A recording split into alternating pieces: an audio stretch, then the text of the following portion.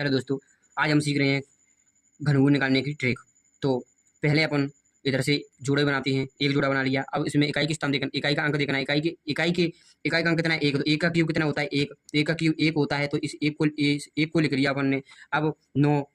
अब देखो 9 किसके क्यूब में आएगा? 2 का क्यूब 8 होता है, 3 का क्यूब 27 होता है, तो 9 तो एक किसी में भी नहीं है। तो 8 और 27 के बीच में कितना आता है? 9। तो 8 छोटी संख्या है, तो 2 का तो छोटी वाली का लेते हैं, तो ये इधर 2 आ गया।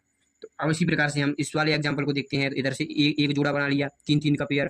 तो अब 2 इकाई स्थान में है 2, तो 2 का क्यूब कितना होता है? 8। 2 का क्यूब 8 होता है। अब इधर 3 से 14 बचा। 3 से 14 किस किस में आएगा? तो देखो 6 का क्यूब होता है 2 से 16, 7 का होता है 343। तो 2 से 16 और 343 के बीच में 314 आएगा। तो सबसे छोटी संख्या का क्यूब लेते हैं, तो सबसे छोटी संख्या है 6, तो अपन ने 6 भी लिख लिया। अब अपन उसी प्रकार से इस वाले एग्जाम्पल को देखेंगे। तो ये 99 इधर से ये एक पेयर बन गया, तो 9 इकाई के स्थान पर 9, तो 9 का क्यूब कितना होता है? 729। अब 729 हो गया 9 का क्यूब।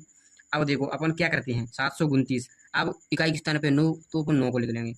अब इधर कितने बचे? 970। 970 9 और 10 के क्यूब के बीच में आता है, 729 और 1000 के में।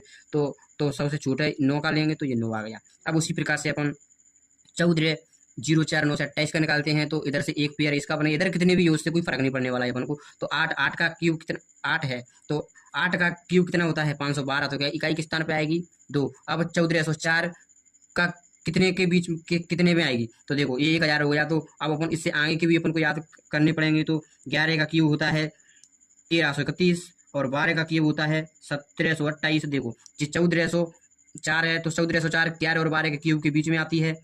तो अपन सबसे छोटी संख्या का लेते हैं, तो 11 का ले लिया। तो उसी प्रकार से अब आंसर अपने आते जाएंगे। तो शेयर कर